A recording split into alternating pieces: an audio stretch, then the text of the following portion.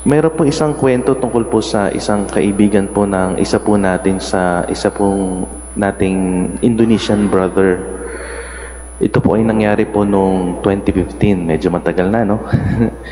Kasi po, ito pong kaibigan natin ng Indonesian brother na ito ay nasama sa isang pilgrimage dito, papunta dito sa Pilipinas. So, since this is a pilgrimage, nagpunta po sila sa iba't ibang simbahan dito sa Pilipinas. At nagkataon po yung last stop nila is dito sa Manawag. And since ito po ay isang grupo ng Indonesians na pilgrims, mga around 40 po, kaya sila ay naka-isang bus. Kaya po ang ginawa ng prayer natin dito, pinatawag po yung isang nobisyo na Indonesian at siya nga po yun. Para po bigyan, at least ma-welcome yung mga pilgrims na galing Indonesia, since Indonesia naman siya, at ma-explain din po kung ano po ba tong shrine natin dito sa Manawag. E di siya nga po yung nagbigay ng orientation, tapos pinaliwanag niya yung dito po sa ating basilika. At nagulat po siya dun sa grupo po na yun ay kaibigan pala niya yung isa. Kaibigan niya yung isa. At sa kanila po pagkakwentuhan, sabi po nung brother na ito is, you can pray for a special intention dito sa shrine ng ating mahal na ina. At alam niyo po ba kung ano po yung pinagdasal ng kanyang kaibigan? Babae po ito eh. Ang pinagdasal po ng kanyang kaibigan ay magkaroon na po sila ng anak. Sila pong mag-asawa. Dahil siya po ay kasal na ng 8 taon at hindi pa po sila magkaanak. Kaya ito po yung kanyang pinagdasal, special intention, noong pong sinabihan siya na magdasal sa ating mahal na ina. 2015 po yon. At noong 2016 po, siya po ay nanganak. Nanganak po ng kanyang sanggol.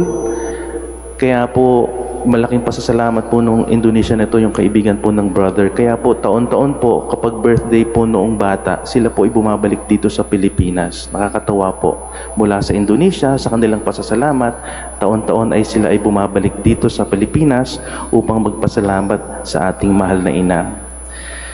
Tunay nga po sa ating buhay po talagang may pagkakataon po na talagang ang ating Panginoon ay gumagawa ng mga kamanghamanghang bagay. Tulad lamang po sa ating ebanghelyo ngayon, si Philip po medyo madali lang yung ginawa ng ating Panginoon eh. Sabi lang niya, "Come follow me."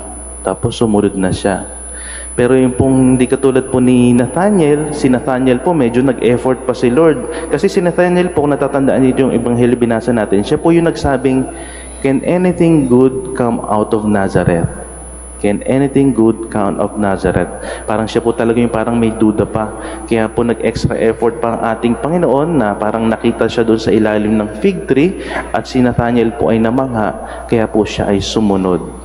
Di po sa ating buhay, ganun din. Ang ating Panginoon ay kumikilos po minsan sa mga simpleng bagay lang, minsan sa malalaking bagay, pero ang pinakamahalaga po, ang bawat isa sa atin ay naandito ngayon. Ang bawat isa sa atin nandito ngayon, tumutugon tayo sa tawag ng ating Panginoon, pinapanalim po natin ang ating ugnayan sa Kanya. Dahil minsan po talaga, may mga simpleng pagtawag ang ating Panginoon o kaya mayroong malaking pangyayari sa ating buhay, kaya tayo ay nakakasunod sa ating Panginoon. Pero pinakamahalaga po talaga ay ang pagtugon natin sa Kanya. Kaya nga napakaganda po ngayon, halos puno natin ang ating simbahan. Kaya lang po sa panahon po natin ngayon, nakakalungkot man isipin po, marami pa rin pong tao ang nagsasabing, "Can anything good come out of Nazareth?"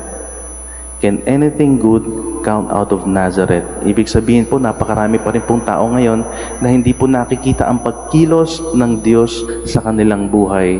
Napakaraming tao pa rin po hindi tumutugon sa tawag ng ating Panginoon.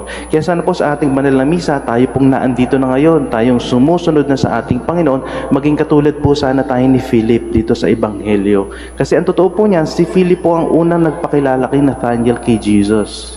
Siya po ang nagdala kay Nathaniel kay Jesus. At nung dinala nga po niya si Nathaniel kay Jesus, si Jesus na po ang gumawa ng paraan upang ipakilala niya ang kanyang sarili. Kaya po para sa atin ngayon na naandito ngayon, sana po ito po ang maging tungkulin natin, pag-isipan natin na kung meron lang po tayong kapamilya, kaibigan o mga kamag-anak na sa tingin natin ay nalalayo na sa ating Panginoon, sana po maging katulad po tayo ni Philip. Maging instrumento tayo ng ating Panginoon upang sila ay madala natin sa ating Panginoon. Kaya ito po ang ating isipin. At nang sa gayon naman po, yung biyayang tinatanggap natin ay hindi manatili sa ating mga sarili lamang. Bagkus po ay maibahagi natin ito, mas lalo na doon po sa mga nangangailangan, mas lalo na po doon sa mga taong sa tingin natin ay nalalayo na sa ating Panginoon. Kaya sana po sa banal na misa, ito pong ating pag-isipan.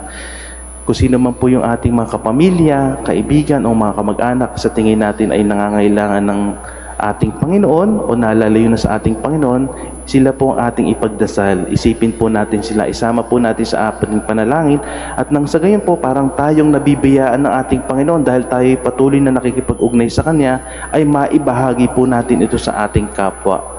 Mas lalo na po dun sa mga nangangailangan, mas lalo na po dun sa mga talagang nalalayo na sa ating Panginoon. Sana po isama natin ito sa panalangin natin, mas lalo na po sa ating pagdalo ngayon sa ating mahal na Ina.